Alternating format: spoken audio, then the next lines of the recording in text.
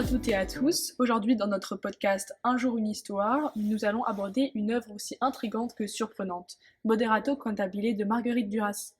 Née en 1914 au Vietnam, elle était une écrivaine, dramaturge, cinéaste française et l'une des figures marquantes de la littérature du XXe siècle.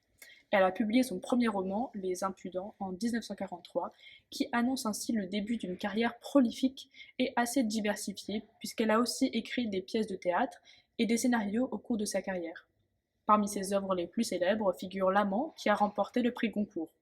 Elle s'éteindra à Paris en 1996. Nous accueillons aujourd'hui Lisa Wendling. Bonjour, que pourriez-vous nous dire sur Moderato Cantabile?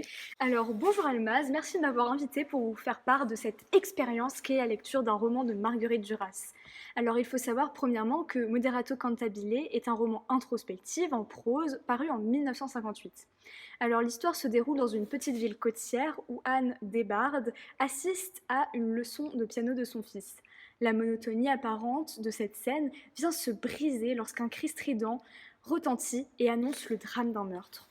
Et à la suite de cet événement, Anne va se rendre régulièrement dans un café pour y rejoindre un homme, Chauvin, qu'elle interroge à propos de ce crime passionnel dont ils ne savent rien, ni l'un ni l'autre. Et ces échanges, répétés et rythmés par les verres de vin, rapprochent alors la jeune bourgeoise et l'employé de son mari. On peut percevoir au fil du récit un lien entre le crime qui a eu lieu au début de l'histoire et la relation qu'entretiennent Anne et Chauvin, comme si le destin se répétait, brouillant ainsi tous nos repères de lecteurs entre réalité et interprétation de la part des deux personnages. Marguerite Duras nous laisse interpréter la fin de l'histoire par nous-mêmes en laissant planer le doute sur la mort d'Anne. Donc l'histoire d'Anne et de Chauvin réfléchit celle imaginée du crime. Mais pour eux, la difficulté de cœur réside dans la différence sociale qui les sépare. Anne est la femme du propriétaire de l'usine où Chauvin travaille. Un amour impossible dont la fin sera inévitablement la mort. Le roman peut alors être interprété comme une critique implicite de la société bourgeoise de l'époque qui ne permet pas cet amour entre différentes classes sociales, les normes de la société étant bien trop réprobatrices. C'est cela. Et Moderato Cantabile explore des questions existentielles, les conflits intérieurs des personnages et la recherche de sens dans une réalité souvent absurde, que l'on retrouve d'ailleurs dans le courant existentialiste très présent à l'époque. Le roman est par ailleurs souvent associé au mouvement du nouveau roman, un courant littéraire émergeant dans les années 1950 et 60 qui rejetait les conventions narratives traditionnelles au profit d'une approche plus expérimentale et objective. On voit d'ailleurs bien à travers l'écriture fragmentée que les personnages ont parfois du mal à communiquer et à se faire comprendre. Alors parlons justement des personnages qui jouent ici un rôle central dans la quête introspective du roman.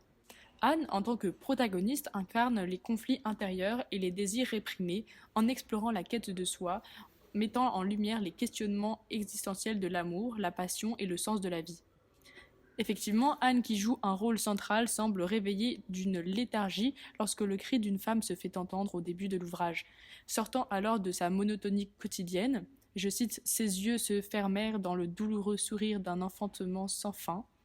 Suite à cet événement, lors d'une discussion avec Chauvin, Anne fait le parallèle entre ce cri et le cri qu'elle l'a poussé à son accouchement. Ce rapprochement pose donc un regard péjoratif sur la naissance de l'enfant considéré comme le début de la fin et indiquerait par le même biais que la vie se résume par naître et mourir.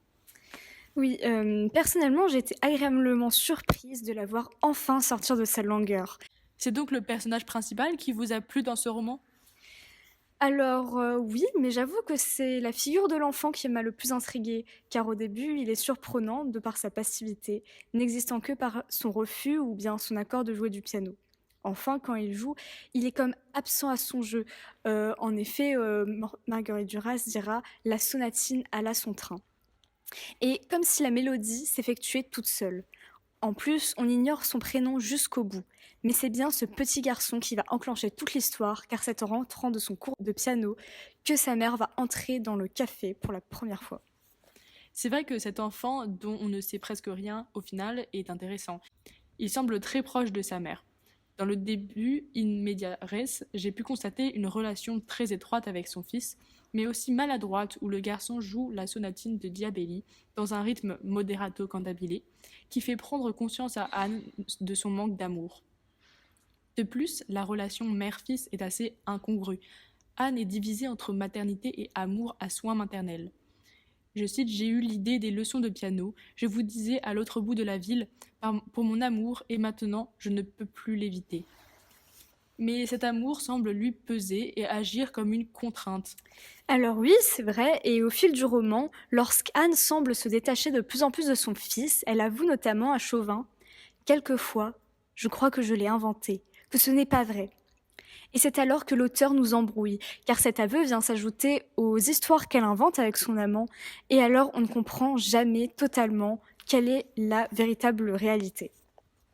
Effectivement, d'ailleurs, lorsqu'elle déclare J'oubliais de vous dire combien je voudrais qu'il soit déjà grand, on a l'impression que cet enfant n'a pas été voulu. Peut-être qu'Anne dit ça pour prouver son amour pour Chauvin, car comme cet enfant n'est pas de lui, mais d'un autre, si elle renie un peu son enfant, elle renie ce qui le rattache à l'autre homme.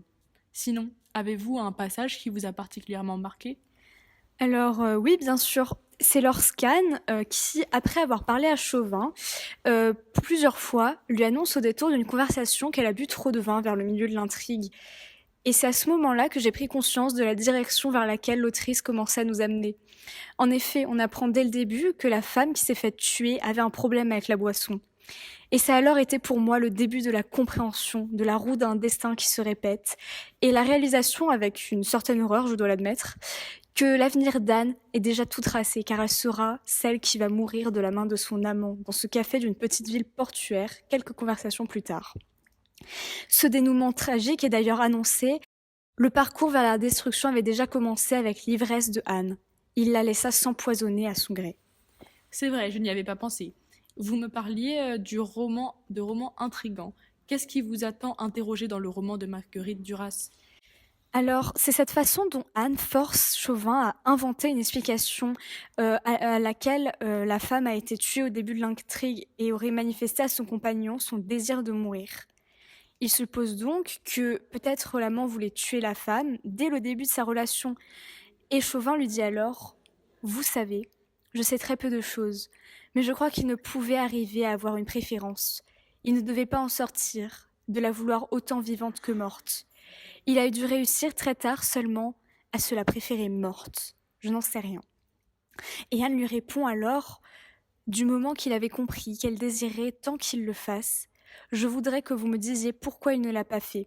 Par exemple, un peu plus tard ou un peu plus tôt.